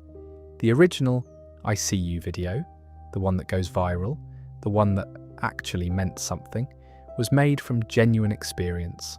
Lois had recently lost her sight. She was adjusting, and the video she posted was honest in a way the rest of the arc isn't. The people who responded to it recognized something true in it, and then she got her sight back, kept the lie going, and buried that real thing under a commercial operation that moved from I made something genuine to how do I grow this brand in what appears to be a matter of days. That's the sadder version of the story, and the episode only half acknowledges it. The blindness maintenance is also funnier than it sounds, because it requires Lois to perform blindness in contexts where she is clearly not blind, and the performance keeps slipping. The dress shopping scene, where she asks about colours, is a good example of what happens when you build a lie around something concrete and testable. Colours are visible. If you can describe them, you can see them. If you ask which is better, the blue or the green, the person helping you will immediately think, how does she know there's a blue and a green? The Reese Witherspoon moment is the fullest expression of this problem. You cannot be surprised by a specific famous person if you cannot see. Lois has maintained her cover through multiple appearances and interviews and a whole tour of the talk show green room without incident, and then she sees Reese Witherspoon, and everything she's built in the past however many weeks collapses in about 4 seconds because of celebrity recognition. The hierarchy of Lois's priorities revealed. The brand, the brand, the brand, oh my god, it's Reese Witherspoon. I also want to note that Doug, the child who got hit at the beginning, is essentially forgotten by the middle of the episode. He's fine. He appears briefly, he serves as the cause of Lois's need for eye surgery, and then he's gone. In a show that had any real interest in consequences, Doug would come up again. Family Guy does not have that interest, and is honest about not having it. Moving on. The daytime court TV sentencing is the show finding the most mundane possible landing for a story that involved faking a disability for commercial gain, which is exactly right. There's no dramatic courtroom scene. There's no serious legal reckoning. There's a television program, probably syndicated, with a judge who has seen it all before, and a sentence involving dog food reimbursement. Quahog scales its justice to the event. Connie Seliker is an episode where Lois is, for the most part, not obviously in the wrong. She takes a teaching job. She sends a disruptive student to the principal's office. She responds to escalating harassment by defending herself, and then she ends up as the prime suspect in what appears to be a murder, which is perhaps a sign that even the things Lois does correctly can go sideways. It starts with a music teaching vacancy at the school Chris and Meg attend. The regular teacher has left. Lois takes the job, which seems reasonable. She has musical ability. She knows the environment. She has at least a passing familiarity with the students through her children. The first problem is Connie D'Amico. Connie is the school's resident mean girl, a recurring character who has spent years making Meg's life difficult, and who is not the type to distinguish between that project and her behaviour in a music class. She's disruptive in the specific way that people are disruptive when they know exactly what they're doing. Lois, using the standard set of tools available to a teacher in this situation, sends her to the principal's office. This turns out to be Connie's third such referral, which triggers an automatic expulsion policy. Lois didn't know this would happen. She made a reasonable classroom management decision, and it had a larger consequence than she anticipated. Connie is expelled. Connie's response is not to accept this and move on. She begins a campaign of targeted harassment against Lois, interfering with her life, making things uncomfortable, the full suite of what someone with too much time and a specific grievance can manage. At some point, Lois has enough and publicly threatens Connie, which is not a model teacher response, but is an understandable human one. Then Connie dies, or appears to die. She's reportedly killed in a car accident, and the evidence suggests the brake lines were cut. Lois, who has just publicly threatened this girl, is immediately the prime suspect. Peter, whose relationship with investigation and evidence is not strong, attempts to prove her innocence through a series of efforts that are, to use the most charitable description available, not optimally constructed. The case against Lois looks bad. It gets worse before it gets better. The resolution comes when it's discovered that Connie faked her own death. The method involves placing a blonde wig on Peppa Pig and putting Peppa in the driver's seat of the car before the crash. This is both a very specific plan and also, once you know it, obviously the kind of plan that Connie D'Amico would devise. Forensic investigators apparently found it convincing enough that Lois became a murder suspect, which raises some questions about the Quahog Police Department's approach to automotive crime scenes. Connie is found alive, Lois is cleared, Peter is relieved, and also apparently rather taken with the prison-confident version of Lois that the stress of the situation produced. The comeuppance in this one is specific and unfair in roughly equal measure. Lois was doing her job. The job had an unintended consequence. The unintended consequence led to a harassment campaign, a public threat made in a moment of frustration, and then a fake murder charge. The lesson, insofar as there is one, might be that working in a school that contains Connie D'Amico was the original mistake, and everything else followed from that. But there's also something to be said about the public threat. Even if Connie was being impossible, threatening her out loud in a way that could be documented was not Lois's best moment. In a town where someone can fake their own death using Peppa Pig and be taken seriously by the police, any statement that could be read as threatening carries more risk than it might elsewhere. The Peppa Pig detail deserves more time than it usually gets in discussions of this episode because it's so specific and so committed. Connie didn't use a mannequin. She didn't use a generic prop. She put a blonde wig on Peppa Pig and placed her in the driver's seat of a car before staging an accident with cut brake lines. The specificity of Peppa suggests either that Connie had access to Peppa for unrelated reasons and improvised, or that she specifically acquired Peppa for this purpose, and I'm not sure which scenario is stranger. The Quahog police examined this and concluded, at least initially, that there was a human body in the car. This speaks to either the high quality of the Peppa Pig prop, the low quality of Quahog's forensic response, or both simultaneously. I lean toward both. Lois as a murder suspect is an interesting position for the show to put her in, because the episode is careful about how it handles her culpability. She didn't cut the brake lines. She didn't stage anything.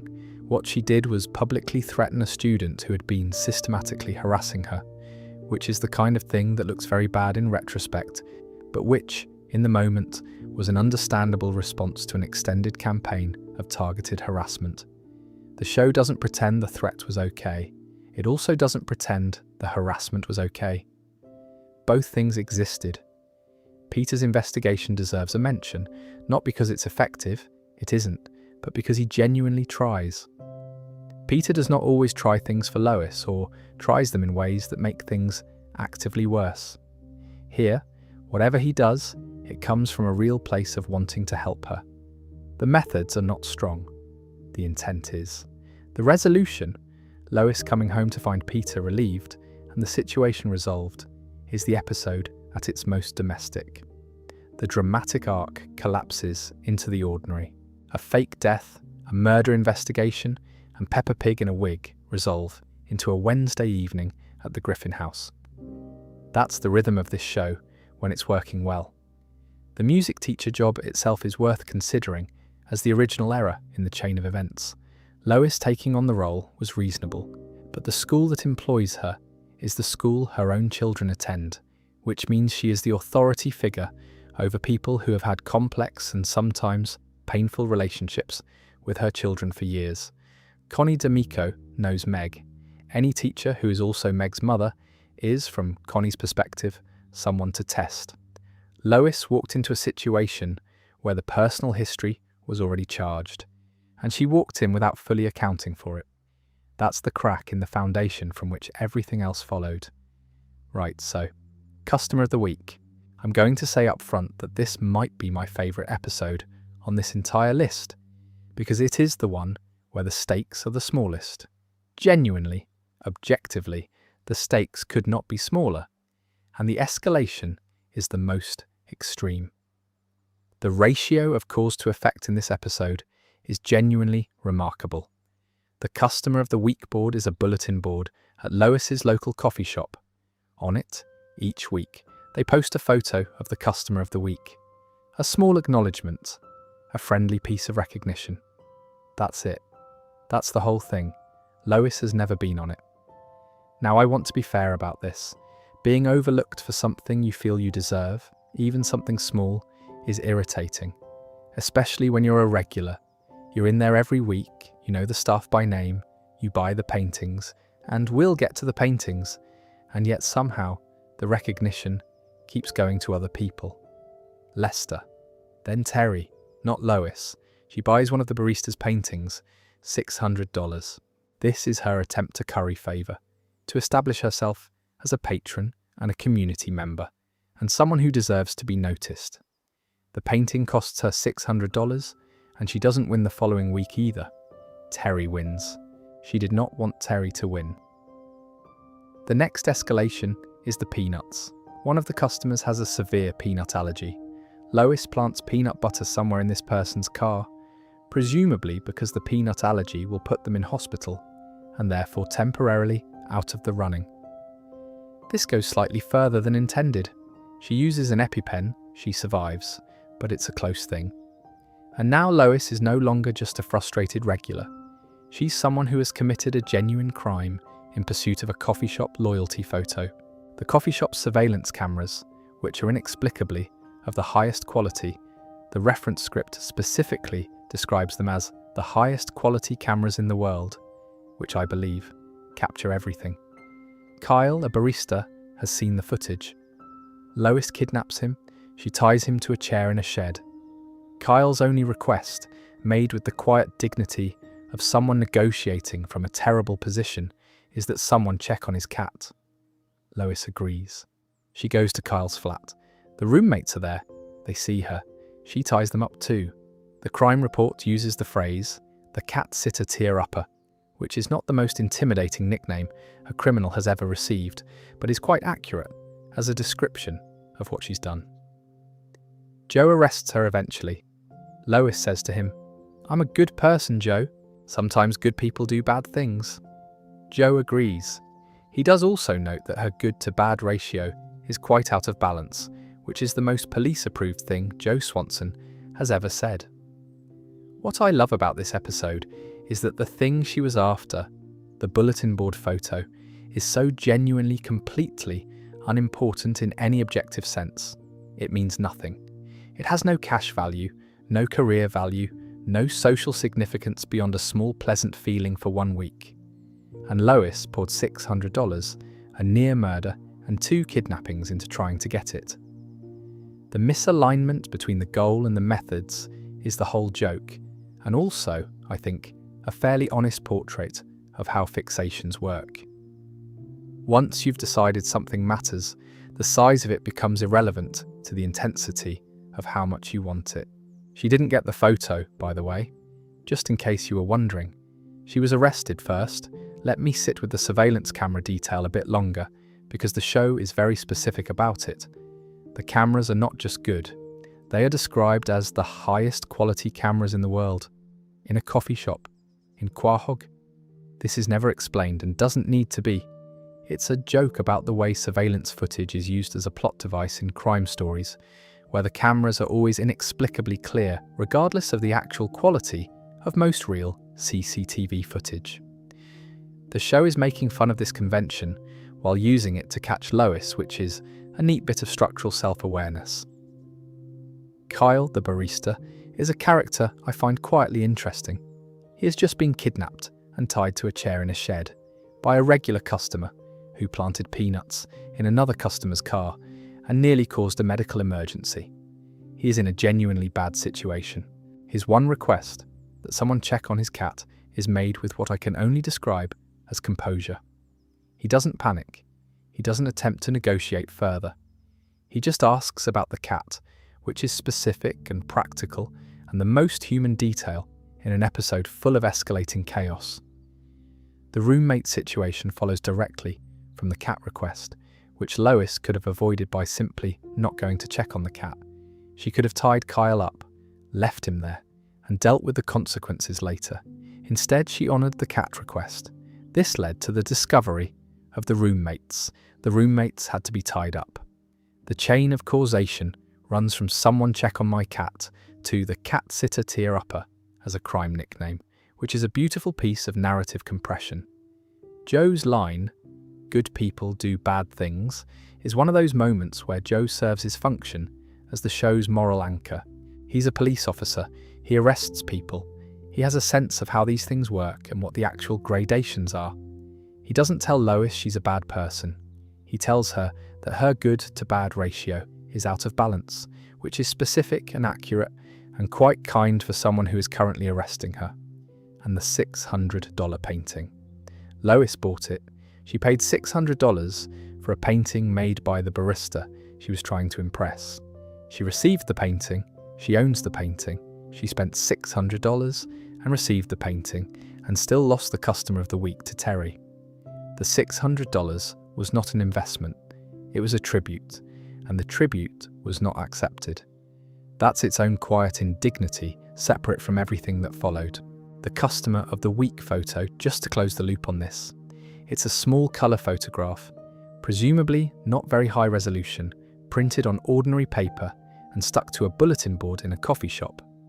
This is what 3 people ended up tied to chairs over.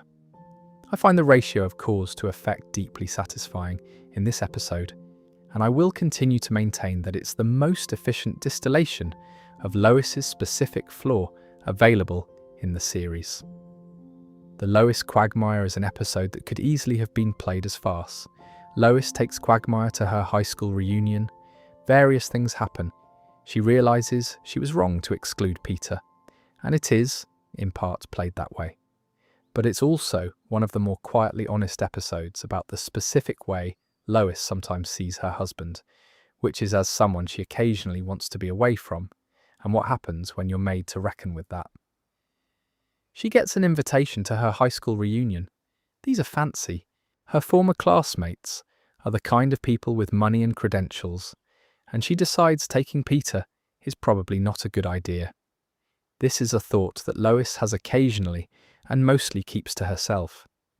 The decision to act on it by inviting a replacement husband is the part that's new.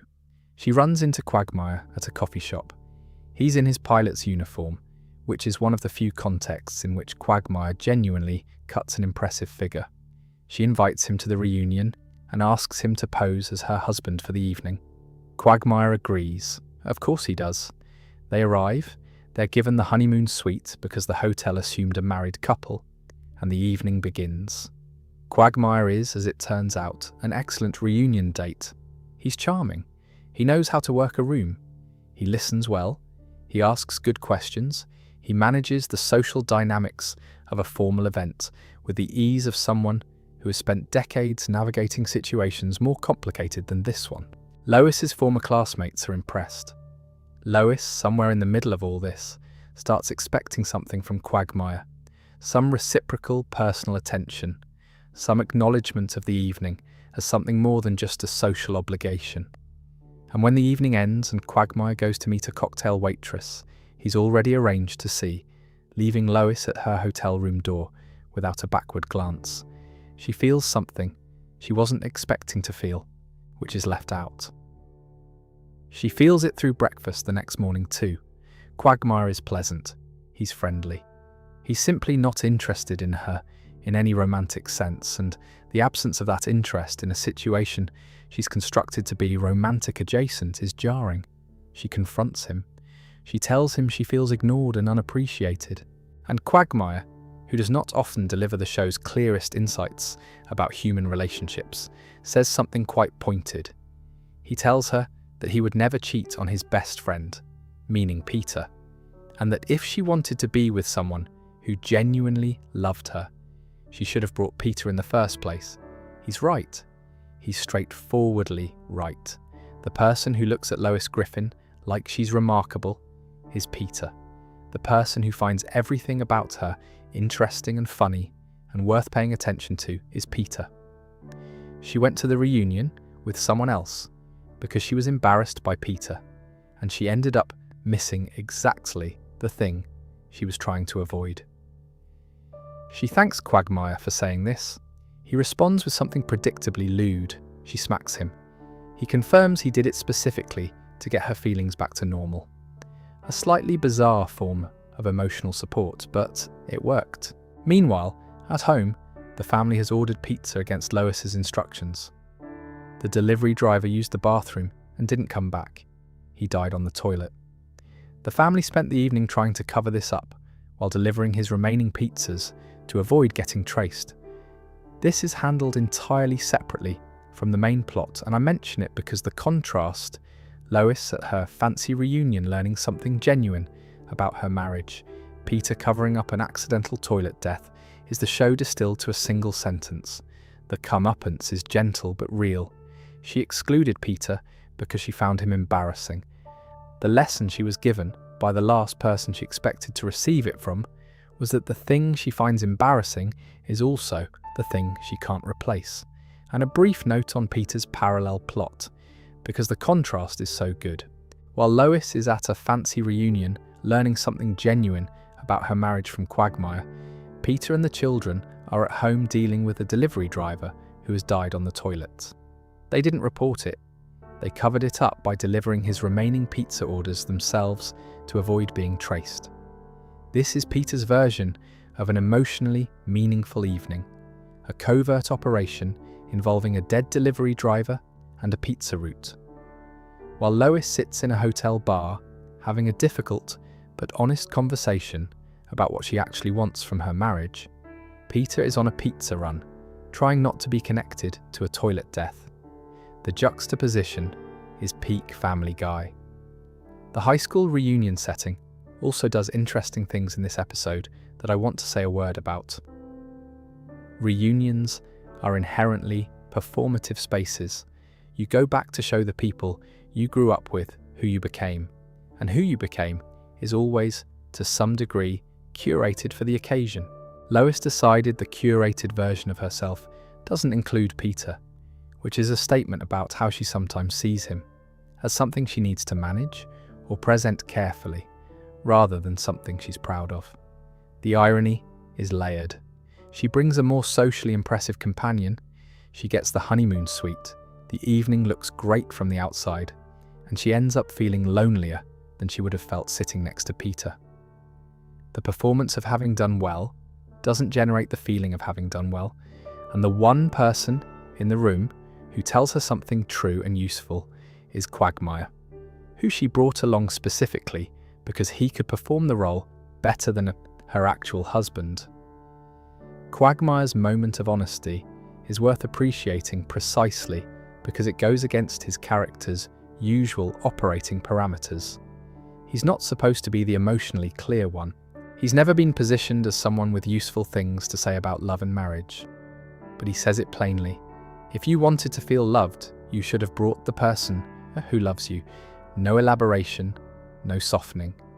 He's right, and he knows he's right, and he says it without making a production of it. Then he makes the lewd comment because he is still, after everything, Quagmire. I always thought this episode deserved more attention than it tends to get in discussions of the show's later seasons. It's a quiet, honest half hour about what we sometimes do when we're embarrassed by the people we love, and what we find out when we try to replace them. And the last one on the list tonight is, in some ways, the quietest of all of them, because it doesn't involve a gorilla pit or a fake death or an adult phone line. It's just about a safe space and what happens when you lose it through your own behaviour. Lois has a safe space. It's the grocery store. This gets established properly in Supermarket Pete, though if you pay attention across the earlier seasons, you can see it's been there the whole time. The grocery store is the one place that is hers. It's organised the way she likes it. It follows predictable rules. The produce is where it's supposed to be. The staff are professionals who don't ask her to resolve any family crises. It's a peaceful 45 minutes in an otherwise thoroughly unpredictable week, and she relies on it more than she perhaps realises. Then the Pawtucket Brewery announces a restructuring. Peter gets 2 months of unpaid leave. He needs a new job. He ends up at the Stop and Shop. This is, if you think about it, the most efficiently targeted possible thing that could happen to Lois. Out of all the jobs in Quahog, Peter ends up working at the one place she goes specifically to get away from people like Peter. He's not there maliciously. He likes the job, actually. He's reasonably diligent about it in the early stages, but his presence in the store changes what the store is, and Lois feels this immediately. Things escalate as they tend to do when Peter is trying his best, but his best involves a certain level of ambient chaos. His shenanigans, whatever they are, the episode covers a montage of them, begin to interfere with the shopping experience for other customers, and for Lois specifically. The management becomes aware of the situation, and then at some point, Lois loses her patience in the store. She blows up at Peter publicly. It's a proper row in the aisles, loud enough for everyone to hear. The manager asks her to leave and not come back. Lois is banned from her own grocery store. Not Peter, the employee, but Lois, the customer who started the argument. The person who goes there to escape has created a scene that ends with her being told she's not welcome anymore. She decides to get revenge. She gets a job at the Drunken Clam, the pub where Peter drinks, his equivalent safe space, in uniform. The plan is that Peter will feel the same invasion of territory that she felt. He doesn't recognise her. He's just cheerful about the new staff member at his local. He doesn't feel invaded at all because it hasn't occurred to him that this new barmaid could be his wife, because in Peter's experience, people don't do things like that. They have a conversation eventually, a proper one, which they should have had earlier, and Peter quietly arranges things. He engineers his own dismissal from the Stop and Shop and has the ban on Lois lifted. No announcement, no dramatic gesture. He just fixes it because she needed it fixed, and because he's sometimes, underneath everything, quite decent about the things that actually matter to her. The ending of this episode is probably the gentlest on the list, because the comeuppance isn't really punishment. It's more like a lesson delivered by the most boring possible route, which is, if you lose your temper in a place you love, you will be asked to leave the place you love. Lois knows this. She just didn't think about it in time. The grocery store restoration is, in the context of the series, more meaningful than it sounds. There aren't many things in Lois's life that are genuinely hers, genuinely peaceful, genuinely separate from the job of managing everyone around her. Having it back because Peter quietly went and sorted it without being asked is a small and specific kind of good. I want to linger on the disguise element of this episode because it connects to Cool Girl in a way I find interesting. In Cool Girl, Lois wears a blonde wig and Peter doesn't recognise her. In Supermarket Pete, she puts on a Drunken Clam uniform and Peter doesn't recognise her. In both cases, a very minor change to her appearance renders her completely invisible to her husband. This is either a commentary on how little Peter actually looks at Lois, or a commentary on how thoroughly we stop seeing people we live with when context shifts. Probably both. The show uses it for different purposes each time. Cool Girl uses it as a love story mechanism. Supermarket Pete uses it as a comedy of failed revenge. But the underlying dynamic is the same. Peter not noticing Lois in disguise is also one of the show's recurring implicit jokes about recognition and attention. He doesn't recognise Classy's voice. He doesn't recognise the barmaid. He doesn't always recognise when Lois is in pain, or when she's struggling, or when she needs something from him that she's not asking for directly. The disguises just make that quality literal and visible. The Drunken Clam revenge plan failing isn't just plot mechanics. It's the show noting that Lois's attempt to make Peter feel what she felt is built on a false premise. She assumes Peter values the Drunken Clam the way she values the grocery store, that he'd feel the same violation if she appeared there. He wouldn't. He doesn't. His safe space isn't really a space, it's more of a vibe. The guys, the beer, the specific quality of non-domesticity. A new barmaid doesn't threaten that. It enhances it. Lois misread the target, which is also consistent with what she does in several other episodes on this list. What she gets back at the end, the grocery store, quiet aisles, the produce in its proper place, is worth something. A small restoration. An ordinary thing that is also, for her, genuinely necessary. Peter understood that, went and fixed it, and didn't make a speech about it. That's not always how he operates, but when it is, it's the best version of him. So that's 15 episodes, 15 separate occasions where Quahog, in its particular way, handed Lois Griffin exactly what she had earned. A fur coat bribe, a prison sentence for stealing a Matisse, a secret aired on the local news, a guerrilla enclosure, a fake execution in the Bahamas, a coffee shop photo that cost her 3 people tied to chairs. What I think all of these have in common, and I've been turning this over the whole time we've been going through them, is that Lois is almost never entirely in the wrong at the beginning. The Running Mates episode starts with the legitimate concerns about corruption. The shoplifting episode starts with a genuine cash shortage.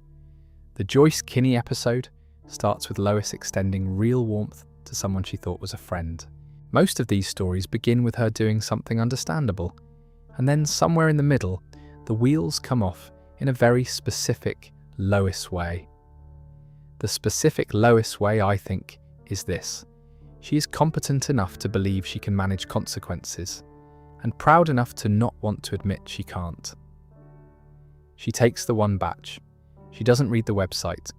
She tells the news anchor the secret. She plants the peanuts. She makes the decisions of someone who has spent so long being the responsible one that she started to think being responsible is the same as being immune. It isn't, quite. Quahog is very clear on that point. There is also, I should say, a version of Lois that is simply trying. She's trying to have a modelling career. She's trying to protect Chris from disappointment. She's trying to build something meaningful out of a viral moment about blindness.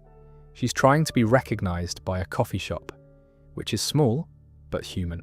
The trying is real, and the show's habit of punishing it, or at least of making sure the trying goes sideways, is part of what makes her one of the more interesting characters in the run. She's not passive. She moves through the world with intention, and the world resists that intention with cheerful consistency. There are plenty more of these episodes across the show's 20+ seasons. We'll probably come back to them at some point, because the material is genuinely there. Lois shoplifting in later episodes, Lois overstepping at school, various other situations involving her specific combination of capability and overreach. It's a reliable well. Something I've been thinking about while we went through all of these is that the show has a fairly consistent stance toward Lois across the whole run, which is she is better than Peter and significantly better than some of the other characters, and also not nearly as above the chaos as she imagines herself to be. That's a nuanced position to hold for over 2 decades of television, and the episodes on this list are the ones where that nuance is most visible. The chaos catches up with her. She handles it mostly. She doesn't always learn from it, which is its own kind of honesty about how people work. And somehow, at the end of each of these episodes, she ends up back in the kitchen with the same pained expression, managing the same household, doing the same job she was doing before it all went sideways, which might be the most honest thing the show says about any of its characters. For now, though, I hope this was a comfortable way to spend an evening, or a late night, or however early it has somehow become while you were listening.